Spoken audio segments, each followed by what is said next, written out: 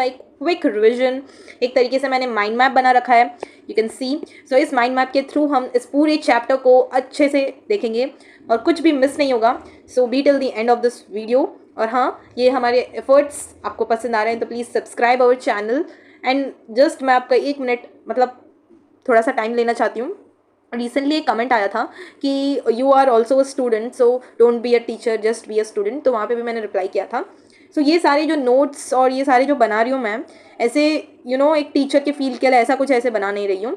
Just to help, just to share everything. मैंने जो लिखा है वो मेरे लिए मैं लिख रही हूँ ना, सो वो क्यों ना मैं किसी और को शेयर करूँ, टू शेयर नॉलेज। ऐसे कुछ नहीं है कि मैं बहुत ये हो गई हूँ और ऐसे पढ़ा रही हूँ, ऐसा कुछ नहीं है। प्लीज़, आई एम होपिंग कि आप मेरे फीलिंग को समझ पा रहे हो। So that's all about it. अब हम स्टार्ट करते हैं what is democracy and Y democracy, यानी कि डेमोक्रेसी एक्चुअली होता क्या है और क्यों हम लोग डेमोक्रेसी को ही अपनाते हैं, मतलब वाई इट इज़ बेटर, वो भी हम देखेंगे इसी चैप्टर में।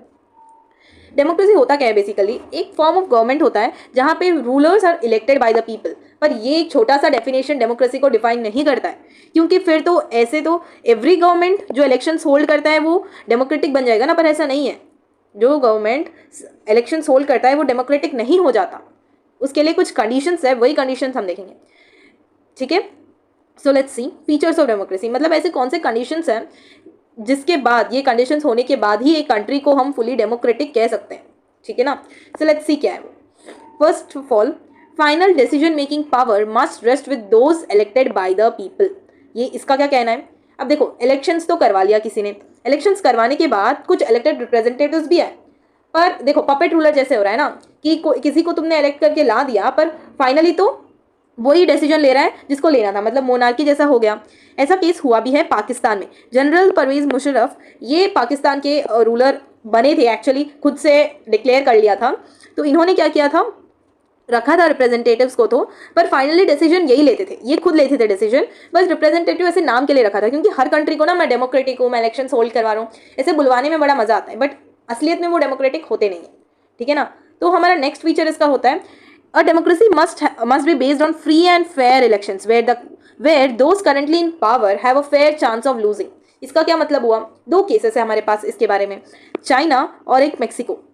तो चाइना में क्या होता है, नेशनल पीपल्स कांग्रेस एक पार्टी है जो हर बार वही जीतती है, ठीक है ना, हर बार वही जीतती है, क्योंकि वो ओनली वन पार्टी, मतलब 5 ईयर्स में एक बार उसका इलेक्शन होता है, ठीक है ना। तो आपको इलेक्शन में पार्ट लेना है चाइना में, तो आपको सबसे पहले वो पार्टी में जाना पड़ेगा, मतलब आप खुद से कोई अपनी अपोजिशन पार्टी नहीं खड़ा कर सकते। जो भी इलेक्शन में जा रहा है वो इसी पार्टी के नाम से जाएगा, तो ऑफकोर्स सी बात है यही पार्टी जीतेगी हर बार। तो ये कहाँ पे डेमोक्रेटिक हुआ? ये फ्री एंड फेयर इलेक्शन तो हुआ नहीं। अब मेक्सिको का क्या हुआ? मेक्सिको में एक पार्टी है पीपल्स रेवोल्यूशनरी पार्टी, ये मैक्सिमम टाइम्स जीतती रहती है। क्यों जीतती है? क्योंकि ये डर्टी ट्रिक्स अपनाती है, जैसे कि कोई गवर्नमेंट स्कूल्स के टीचर्स होते हैं, उनको पार्टी मीटिंग्स में बुलाया जाता है, और पेरेंट्स को पीआरआई को वोट करने के लिए बोला जाता है। तो ऐसे बहुत सारे गंदे गंदे ट्रिक्स अपनाती है जिससे वो जीत जाती है। तो ये भी कहाँ पे फेयर तो नहीं हुआ, फेयर नहीं हुआ ना। और फ्री मतलब जो पोलिंग बूथ्स है ना, पोलिंग जहाँ पे वोटिंग होती है, उनको भी ले जाके वो कहीं और रख देती है मेक्सिको में पीआरआई पार्टी, ताकि पीपल को डिफिकल्टी हो वोटिंग करने में। तो ये है प्रॉब्लम। तो ये वहाँ पे फ्री एंड फेयर इलेक्शंस भी नहीं हुए। तो यहाँ पे भी हम नहीं कह सकते कि हाँ, अभी हम कह सकते हैं कि चाइना है, इसमें इलेक्शंस हो रहे हैं, ये डेमोक्रेटिक है। नहीं, बिल्कुल नहीं, क्योंकि एक ही तो पार्टी है। कॉम्पिटिशन होना चाहिए, फिर ही जो है असलियत बाहर निकल के आती है। So next topic, next point क्या है? Each adult citizen must have 1 vote and each vote must have 1 value. इसका एक एग्जाम्पल देखते हैं। सऊदी अरेबिया में 2015 तक वुमेन को वोटिंग, कोई भी वोटिंग राइट नहीं थी। और एक केस आता है इस्टोनिया में। इस्टोनिया में अगेन रशियन माइनॉरिटी को वोट देने नहीं दिया जाता, मतलब वोटर लिस्ट में आने के लिए या फिर वोटिंग राइट पाने के लिए बहुत सारे कठिनाइयों का सामना करना पड़ता था। और फिजी में वोट वैल्यू का डिफरेंस होता था, यानी कि इंडिजीनियस फिजी, मतलब वहाँ के जो लोग हैं वहाँ के खुद के, उनकी वोट की वैल्यू बहुत ज़्यादा है। और यहाँ से जो इंडिया से गए हैं इंडिजीनियस फिजी, उनके वोट की वैल्यू बहुत कम है, ठीक है ना। मतलब वहाँ पे खुद के सिटीजन्स, उनको तो बहुत ज़्यादा पावर है, मतलब उनके वोट को बहुत ज़्यादा पावर है, और इंडिया से जो गया उसको कोई पावर है ही नहीं वोट में। तो ऐसा नहीं होना चाहिए, चाहे वो किसी भी नेशनैलिटी, मतलब यहाँ का बन क्या है, इंडिया में कोई अमेरिका का आ गया तो हम ऐसे तो नहीं बोल सकते तुम अमेरिका के हो, हम वोटिंग राइट नहीं देंगे। तो ऐसा नहीं होता ना, चाहे वो किसी कास्ट, रिलीजन, रीजन कहीं का भी हो, उसको एक वोट होना चाहिए और वो एक वोट की एक ही वैल्यू होनी चाहिए। ऐसे नहीं कि अंबानी ने एक वोट दी उसकी अलग वैल्यू और एक कॉमन पर्सन दे रहा है उसकी अलग वैल्यू, दोनों की वोट की वैल्यू बराबर होगी, इक्वल होगी। So this is the case. And next हमारा आता है finally, a democratic government rules within limits set by constitutional law and citizens right। इसका क्या मतलब हुआ?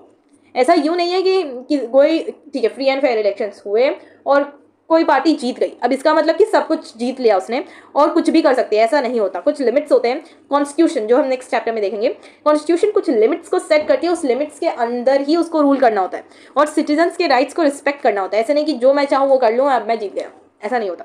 ऐसा हुआ है केस जिम्बाब्वे। यहाँ पे रॉबर्ट मुगाबे होते हैं, ये क्या कहते हैं, मतलब ये एक बार जीत गए ना तो अपने कॉन्स्टिट्यूशन को सेवरल टाइम्स बार बार चेंज कर रहे हैं, उनके पावर को एक्सटेंड कर रहे हैं, ठीक है ना। ऐसे होना है ना कि गेम के बीच में रूल बदल देते हैं, तो ऐसा ही केस है ये, ठीक है ना। गेम के बीच में रूल बदल दिया उन्होंने। सो ये सारे कंडीशंस है एक कंट्री को डेमोक्रेटिक होने में। ये सारे कंडीशंस जब अपनाए जाएंगे फिर ही एक कंट्री को हम डेमोक्रेटिक कह सकते हैं, ठीक है। नाउ लेट्स सी, जब ठीक है डेमोक्रेसी है भैया है, तो हम डेमोक्रेसी को ही क्यों अपनाते हैं और वही क्यों बेटर फॉर्म कहलाई जाती है? सबसे पहले कुछ लोग डेमोक्रेसी के अगेंस्ट भी हैं और कुछ आर्ग्यूमेंट्स भी उठते हैं इसके अगेंस्ट, क्या कि डेमोक्रेसी में लीडर जो है चेंज होते रहते हैं तो इसमें इंस्टेबिलिटी बहुत होती है और डेमोक्रेसी में सारा पॉलिटिकल कंपटीशन है ना भाई, ये भी मानने की बात है, पूरी पॉलिटिकल कंपटीशन ही होती है और हर समय पावर के लिए जो है लड़ते हैं और मोरालिटी के लिए कोई स्कोप होता ही नहीं है।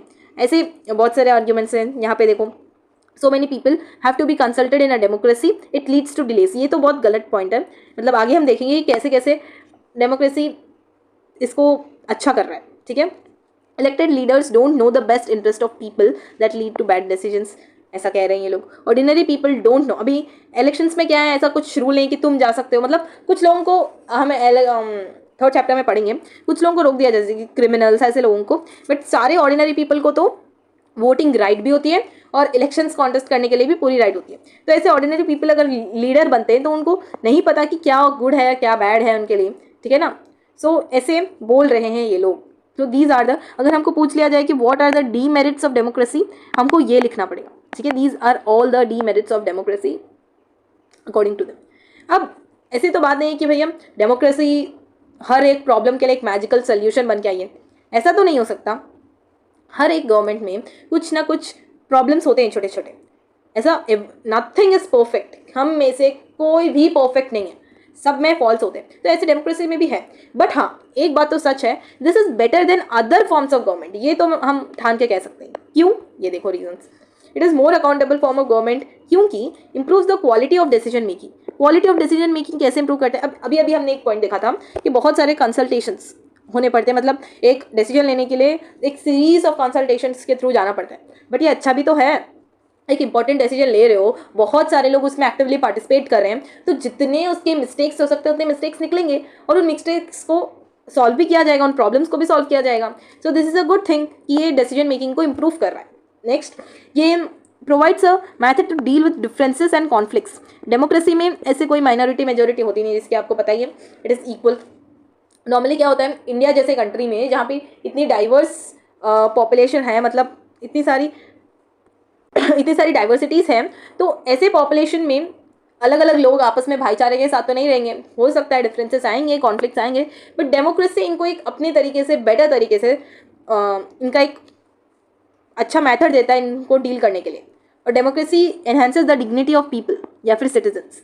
क्यों? क्योंकि ये सभी को इक्वल राइट देता है ना, तो डिग्निटी तो बढ़ेगी और सभी के ओपिनियन की भी एक वैल्यू होती है और everyone is free to express. सारे लोग अपने बातों को एक्सप्रेस कर सकते हैं, इसलिए तो ये सारे सोशल मीडिया, यूट्यूब, ट्विटर, ये सारे इसलिए तो है।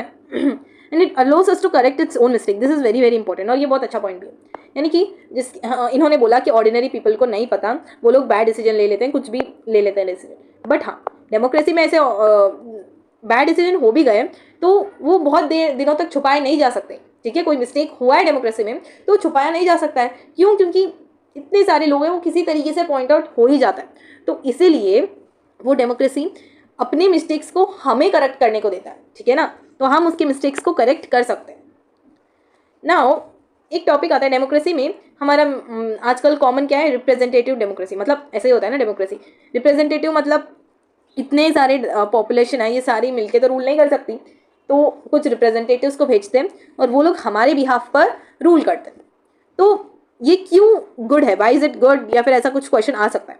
तो क्यों गुड है, क्योंकि modern democracy involve such a large number of people, इतनी सारी पॉपुलेशन है, तो ये फिजिकली इम्पॉसिबल कि ये सारे लोग एक जगह बैठे और सोच के कलेक्टिव डिसीजन लें। फैमिली में, कोई एसोसिएशन में ये हो सकता है कि छोटा मोटा एसोसिएशन है तो रिप्रेजेंटेटिव की ज़रूरत नहीं है, हम सारे लोग बैठ गए चारों तरफ और बैठ के डिस्कस किया कि क्या भैया क्या अच्छा है क्या नहीं है। बट ऐसा हो सकता है कि मॉडर्न डेमोक्रेसीज में, क्योंकि इतनी सारी डाइवर्ट पॉपुलेशन है तो ये इम्पॉसिबल हो जाता है। ठीक है, किसी ना किसी तरीके से वो लोग लेने का सोच भी लेते हैं। तो सिटीजन्स के पास इतना टाइम, डिज़ायर और स्किल्स ये सारे भी तो नहीं हो सकते कि सारे डिसीजन में सारे लोग पार्टिसिपेट करें, नहीं हो पाएगा। तो इसलिए representative democracy works good for these large populations. ठीक है, तो इस तरीके से हमने इस पूरे चैप्टर को, फर्स्ट चैप्टर को कंप्लीट कर दिया। ये चैप्टर हमको बेसिकली एक बताता है कि कौन सा डेमोक्रेसी है और कौन सा डेमोक्रेटिक नहीं है, कौन सी कंट्री डेमोक्रेटिक है और कौन सी कंट्री नहीं है। अब इसके कुछ क्वेश्चंस मैंने देखे, first of all merits and demerits of democracy, and और एक बात पूछ लेते हैं कि फीचर्स ऑफ डेमोक्रेसी। होप आपको ये वीडियो अच्छे से समझ आ गया, ये चैप्टर समझ आ गया है। सो मिलती हूँ आपको नेक्स्ट वीडियो में with next chapter. Until then take your care and bye bye, and don't forget to subscribe our channel and like this video if you liked it. और ये नोट्स आपको शॉर्ट्स के फॉर्म में भी मैं upload कर दूंगी, और PDF भी नीचे मिल गया, वहाँ से भी आप नोट कर सकते हो। So there are multiple ways. Bye bye.